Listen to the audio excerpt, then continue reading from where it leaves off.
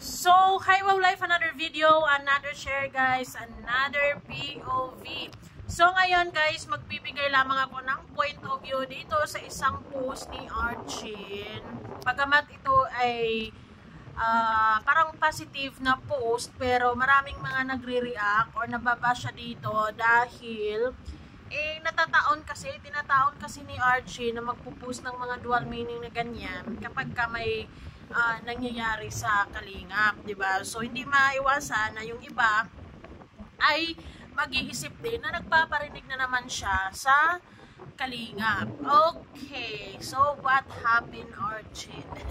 Anyway, sabi nga niya, put your own boundaries, don't expect too much, and sabi pa niya sa baba, masasaktan ka lamang pag nag-expect kang masyado, maglagay ka ng boundaries.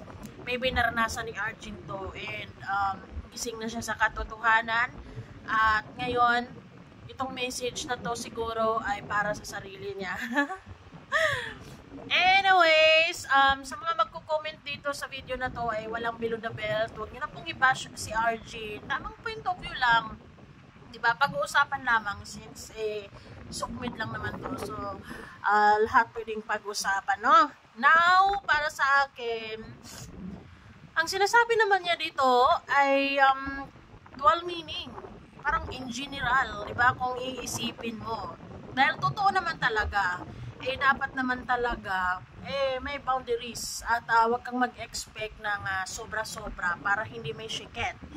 Pero pwedeng, kaya din hindi rin natin masisisi yung ibang tao na nababasya kanya, nababasya kasi tinataon din niya na magpupost ng mga ganyan kapag may mga nangyayaring hindi maganda dito sa kalingap. So people expect din na itong babae na to magpaparinig naman or nagpaparinig naman, hindi ka pa nakaka-move on, ganun, diba?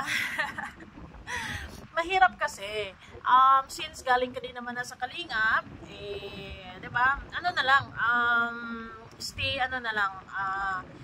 silent na lang, or kung pwede ka namang magpo-post, marami ka ng post actually, pero yung hindi maisipan ng ibang tao na parang magpaparinig ka na naman dito, na parang ano na naman ang ibig sabihin nito, since nung umalis ka nga, nung iniwan mo ang kalingap sa pangangalaga or beneficiary ka ni Kalingap Ido, marami kang inaano, di ba?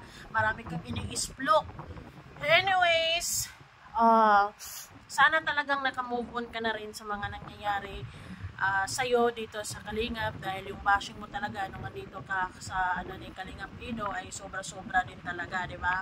Hindi ko rin masisisi na kaya ka nagdesisyon na umalis na lang para sa katahimikan mo. Pero ikaw kasi, ano ka magkaroon ng katahimikan kung magpo-post ka naman ng mga ganyan, di ba? Mga dual meaning. Although itong sinasabi mo wala namang negative, di ba? Pero hindi rin namin masisisi or hindi rin namin maiwasan na isipin na baka parinig na naman to dito sa mga nagsusuporta, lalo na sa mga love team sa kalingap, 'di ba? Ayun. Ano na lang, isipin mo na lang na hindi man naging maganda or flawless yung pagiging bini mo ni Kalingap Edo, at least malaki pa rin tulong ang kalingap sa iyo, 'di ba? Always think positive. And wag na mag-isip ng kung ano-ano pa mang kanigahan. At hindi mo na rin kailangang i-remind kung sino man dyan, if this is about pagsuporta sa mga love team, it's none of your business anymore kung sakali mang mag-iiyak, masasaktan, diba? Because desisyon naman ng bawat isa kung sino yung suportahan nila at kung sino yung mamahalin nila ng todo-todo, dahil minsan kasi sa pagsuporta ng isang love team, hindi mo talaga maiwasan na ibigay mo na pala lahat, 'di ba? Na napamahal ka ng sobra-sobra sa kanila, and then minsan may mga twist sa buhay na hindi inaasahan, masakit talaga. sa part na yan, siguro, ayun, siguro, kung iti-take natin ng positive yung sinasabi mo, tama naman talaga, di ba? Put your own boundaries. Don't expect too much. Totoo naman yan. Pero, minsan lang yan mangyari, di ba? Kapag totoong sumuporta ka, kapag totoong nagmamahal ka, kapag totoong, kapag nahuho ka na talaga sa pinapanood mo, hindi mo naman namamalayan yung sarili mo, no? Ay, wala na pala, tuluyan mo na palang, napamahal ka na pala ng sobra-sobra sa mga tao na yun, sa love team na yun, di ba? So,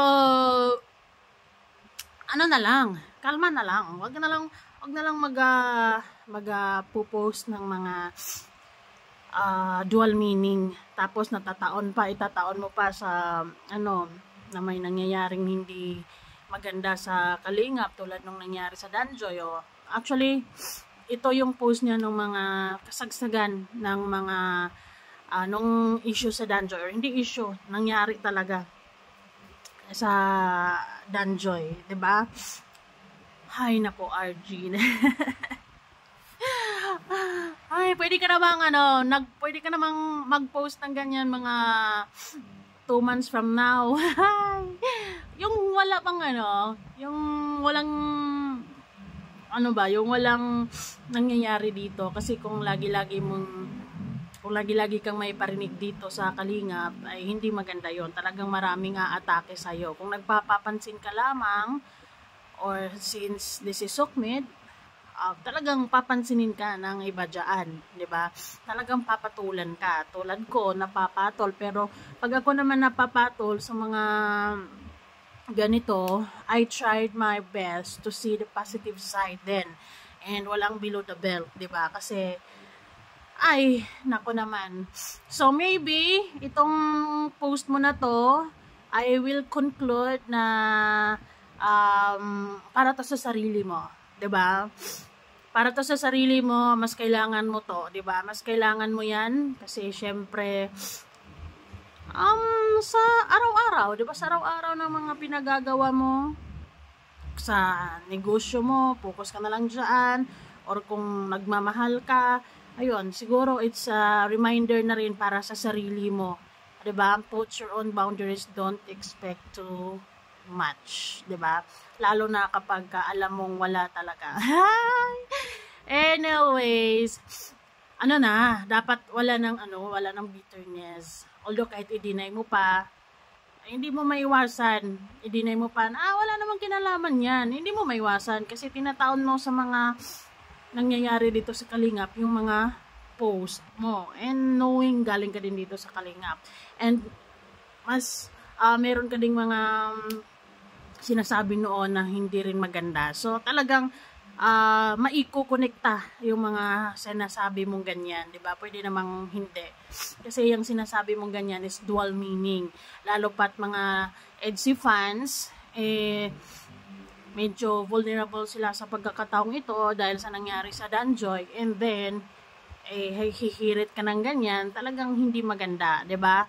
Anyways, for me, use this as a big reminder para sa sarili mo, para sa mga bagay-bagay na ginagawa mo sa araw-araw, or para sa taong mamahalin mo in the future.